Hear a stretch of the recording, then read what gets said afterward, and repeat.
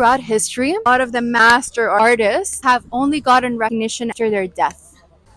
A lot of times, female artists don't even get the recognition after their death. Not even then. So, as experts in personal branding and marketing, if you were going to advise artists, what would be your biggest advice? How can we as artists build our personal brand, get that recognition, be able to actually turn our passion and talents into our full time job while we're alive? So for the last almost 15 years, I've been in the digital marketing space. So I now run my own agency. I worked for Gary Vaynerchuk at VaynerMedia for a long time, if folks have heard of them, and have done a bunch of different things in the field. But actually, I started in the creative industry. I started in music. I went to university to study jazz performance. So that's kind of my background. And then I worked in nonprofit for a while. Um, and I don't know, personally, I feel like this idea, you hear these people that are like, I always knew exactly what I wanted to do, and I had a 50-year plan that I've been working backwards from. At least for me, that hasn't been the reality. I'm totally just figuring it out as I go along, but I love what I do because I love the people side of it. I love understanding what it takes to change perception and behavior, which is really what marketing is about, with the focus on how do you actually grow a business. So that's a bit of my background and my perspective that I take to what I do now in digital marketing. That's actually a very interesting question, because one of the things that I've been seeing on Instagram lately is this trend. I am going to keep showing my artwork to you every day till the time I have 10,000 followers. I find it beautiful. Initially, it felt like, why is everybody just doing this? But at the same time, the amount of people that are supporting these artists, the smallest of them in comments, that's your prime example of community, right? Because I think that's where people are connecting, because they've realized it's so hard for artists from smaller places, smaller locations, to get their artwork out there or even recognized, as you said, right? And when it does, it's either usually too late or it's lost. So two things that I would say: one, show up. It took me years. Yes, I'm not an artist, but at the same time, I've been a business owner for 8.5 years. I've just started to show up on camera. Reason being, because I always thought, head down, focus on work, and the work will do the talking for you. Unfortunately, not. The person who's out there and is talking more than you, even if you're better, it gets harder to cut through the noise. So unless you're showing up, it can be jittery, it can be awkward, it can be as you as possible. Go ahead, do it, show your work, talk about it. It can be faceless. That's the best part of it, right? It can be faceless, it can be entirely your work, but get out there. Even if it's raw and you don't feel it's perfect enough, like I think suffered from it for the last 10 years, where I feel my work's not perfect enough. My colleague today has made a lot of videos of me, and I'm pretty sure they're not going to see light, simply because I would feel like, no, I probably didn't look great in it.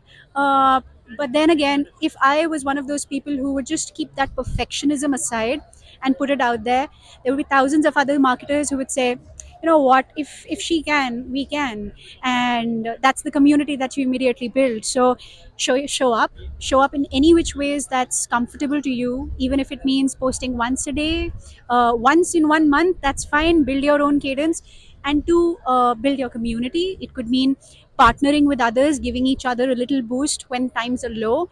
It's not competition, it's simply collaboration, and collaboration is what's going to get you out there.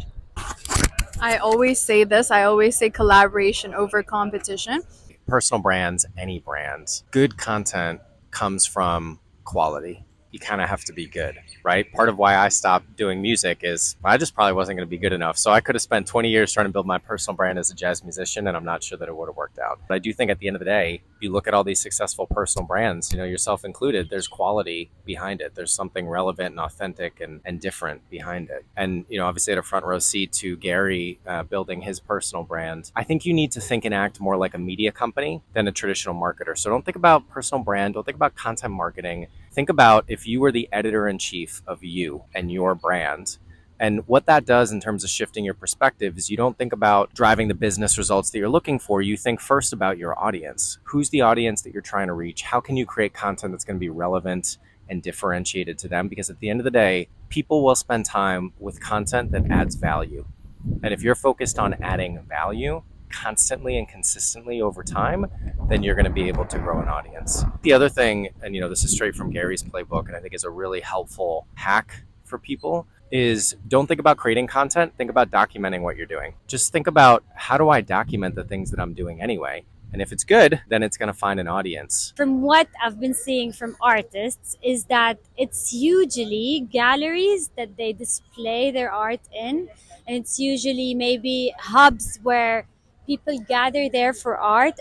So there is a huge missing opportunity for them to display their work into other people who might not be interested in art, like me. But sometimes I see a tableau and I'm like, I love this, and I'm away from art, right? But I would purchase it if I see it like in a place that I can approach and buy this product. So I think artists need to approach art from a different perspective. They need to be um, more relevant to places and communities and societies where they could really leverage their art and show it off, more than just being in a gallery or putting it on a website that is related to art. But because I'm not into art, I'm not going to go into it. So I think the expansion of how artists should now approach the on ground and the online platforms should maybe change a bit. Give us some advice for creatives and influencers who want to work with brands more to do more collaborations? I think there are certain books that I would definitely recommend every creative to read. The Artist's Way, Steal Like an Artist, amazing books. And a piece of advice that I'm totally stealing from those books is capture content at every stage. People don't want to see finished pieces as much as they want to rally behind you through the process. So share your process, share your mistakes. Time in the market beats timing the market from a financial perspective. You just got to get started getting started. Most people just don't have the patience and consistency to stick it out. So, how long you stick at it and how much content you put out, one, you learn as you go. But two, most people just aren't able to stick with it for the long term. And it's something, if you know Gary, something he talks about all the time. He was putting out content for 10, 15 years before anybody really cared. And now, of course, he's multi-million follower, massive influencer guy. And a lot of that is because he's really smart and really good. And there's quality behind what he's putting out there. But a lot of it is he was doing it for a long time. So I think that's the other thing, is you just got to consistently put out good content. You got to consistently learn and iterate. And eventually, if it's good, you will find an audience. Use your authenticity to really find brands that can match with your values. Number two, of course, you need to keep on working on your personal brand to have visibility. So it is essential that you get to know really who are your followers, which are their needs, which are their issues, what do they like about your content, what they don't like about your content, because then you become an specialist on the type of audience that those big brands are trying to reach. And this is how you become of value to the big brands. People will always appreciate and reward authenticity versus trying to make yourself into something that you're not. The third is differentiated, which I think is a place that everybody could spend more time on. And particularly, we do a lot of work in technology. We see so many businesses just kind of hammering home the features of their product, why their tech is so different and new. People don't really care. People care what's the job that technology is going to do for them. If they hire your product or they hire your brand, how is it different from what everybody else has done? So don't just think about relevance and authenticity in what you do. Think about what makes you different. What is your northern star, right? When you have a long-term vision, where do you see yourself or your business in 5, 10 to 15 years time? Your why is what creates a foundation for your storytelling. And what I always advise is that the why has to be personal. Back to something that Gary always said, is you gotta follow the stock market of attention. You gotta understand how it's shifting. I think TikTok is still tremendously kind of underpriced in that stock metaphor, but it'll change, just like Instagram did before and just like Facebook did before it. Eventually, more and more people will come on, more and more brands will be there. There'll be more and more advertising dollars, and it'll be harder to reach an organic audience, and you'll have to move on to the next thing. So I think if you're a content creator, particularly if you build scale on a platform, that's an area where you're potentially vulnerable if it gets harder to distribute your content organically. So I think you got to constantly be thinking about testing and learning with new technology, new platforms to make sure that you're staying ahead of the curve. What is your advice for young people and young creatives to deal with not being undermined because of their age? First of all, if you are ever undermined because of your age, use that pain to create fire inside of you to do even better what you do and to do it with more passion. So don't shy away from pain and disappointments, but really use it to ignite your fire. This is number one. Second, as a young professional, you have an energy, creativity, freshness that the older generations might not have. So you have a lot to bring on the table. You have different skills. You guys really collaborate more, have a higher maturity sometimes and higher emotional intelligence. So always come back to what are your superpowers. Don't compare yourself. And if you ever encounter people who don't really value you, again, use that to ignite your fire, swipe and find new venues where you can really collaborate and where you are going to be valued, because I can assure you 100% that there are. So you always have an option.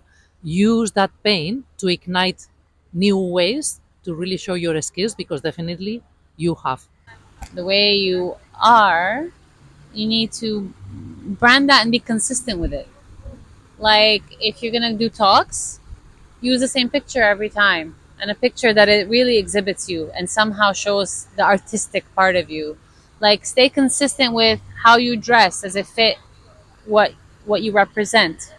Um, Branding, even personal branding, is about consistency and the same message continuously. You know, you will grow as a person, so that will authentically grow with you. But I think it's just being consistent in your communication. When you go meet people, it's the same introduction with this is what I do, and being very clear, and you look the part, you act the part, you talk the part. You know, you put your art in places that are resonating with the audience that you want to reach, you know, for example. It takes time. This personal brand thing, it's not 1 or 2 days. Um, and it can happen completely by accident. Just being you and being everywhere, and eventually people start to get it. And if they're smart, they'll recognize the quality of the attention that you have, regardless of how many followers you have. And hopefully they'll be interested in doing something. And then, to my point about being patient and it takes time, you build that over the course of years.